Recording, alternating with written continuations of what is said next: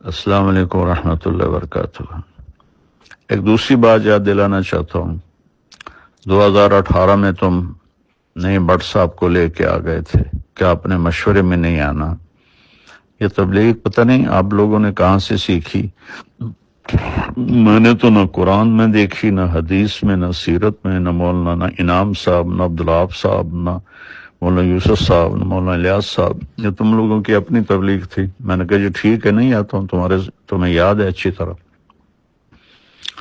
اگلے اجتماع میں پھر 10 آدمی لے کر تم آ گئے، ڈاکٹر ندیم صاحب اور ڈاکٹر سلیم صاحب اور ڈاکٹر روح اللہ صاحب اور مولوی افتخار صاحب اور مولوی ضیاء الحق صاحب اور مولوی خورشید صاحب اور چودھری رفیق صاحب اور نعیم شاہ صاحب اور حشمت صاحب، ایک اور بھی تھا، میں نے 10 گنے تھے میرے ڈرائنگ روم میں۔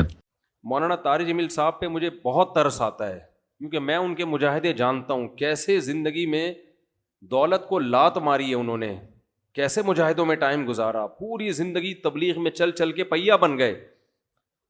آج ہر دوسرا آدمی یہ لینڈ کروزر میں گھومتے ہیں، یہ بھائی وہ کروڑ پتی خاندان میں پیدا ہوئے ہیں، پھر بھی انہوں نے دولت کمائی نہیں، جو کچھ ملا باپ کی وراثت ہے۔ تو اس پہ کیوں تنگ کر رہے ہو کسی کو؟ آخری عمر میں، بڑھاپے میں ان کا احترام